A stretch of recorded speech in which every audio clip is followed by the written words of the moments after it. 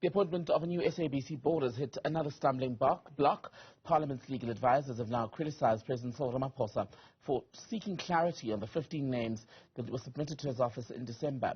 Well, earlier this year, Media Monitoring Africa launched a court application to compel the president to appoint a board without further delay. The public broadcaster has been without a board for 5 months now. Let's speak further with the director at Media Monitoring Africa, William Bird. William, a very good evening to you. Do the developments of the last few hours take us closer or further from the appointment of an SABC board? Well, to be honest, I don't think they take us anywhere. These are. I think the president still maintains his position that he's asking for clarity from Parliament. We know in legal papers we received from him earlier today that is their argument. They don't think that the president is in fact violating his duty by referring things back to Parliament.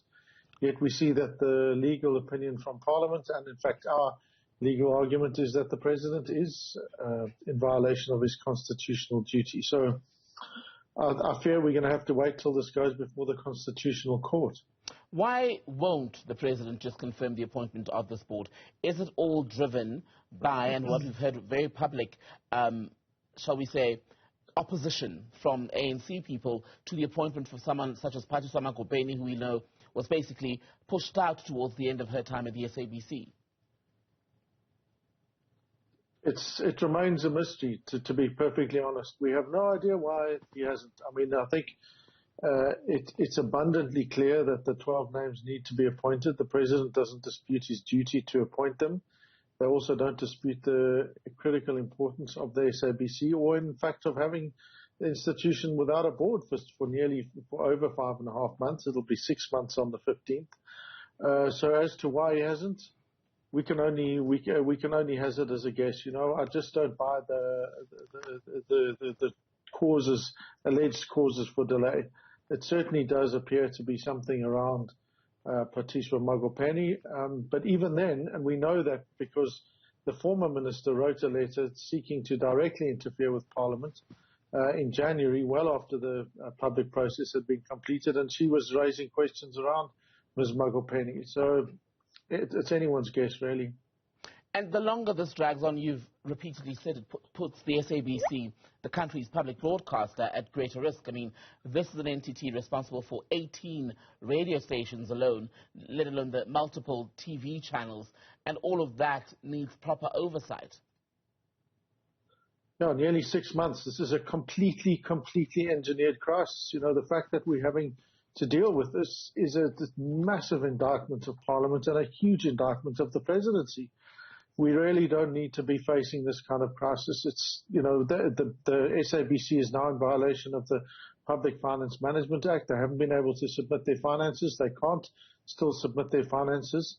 The only saving grace is that there was a strong senior executive team put in place by the last board, but their term's going to be coming to the end in July for some of them. So, you're going to get a new board coming in. They're going to have a financial crisis of epic proportions, and they're going to have to try and work their way out of that. Again, putting them in an incredibly unenviable position.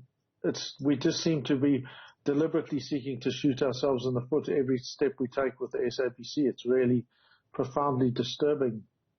And all of this is happening at a time when your organization, Media Monitoring Africa, is marking 30 years of existence. How have things in the media terrain in this country evolved? Have things got better or worse since you founded Media Monitoring Africa? I didn't found it, fortunately. I know I'm old, but not that old. Right? But I think what is clear is that in as much as things are dark and gloomy now, and let's be clear they are, South Africa today is infinitely better than we were in 1993, 94.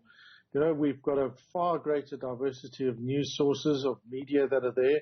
At the time, the SABC was pretty much the only real broadcaster going, certainly the only one doing the kind of high levels of news. Now you've got hundreds of community stations, hundreds of community media, small commercial media, and you've got entities like Newzroom Afrika springing up, doing bringing diversity of news. So in a lot of ways, we really are significantly better, and we cannot forget those kinds of huge gains. At the same time, I think our media broadly and globally certainly are facing challenges that are also potentially catastrophic. And it certainly doesn't help when government engineers crises, as they're doing with the SABC now.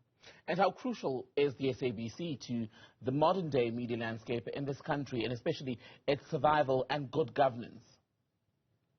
So, their radio, they reach over half the population every week with listeners. So from a basic perspective, they're providing news and information in African languages that people just can't get anywhere else.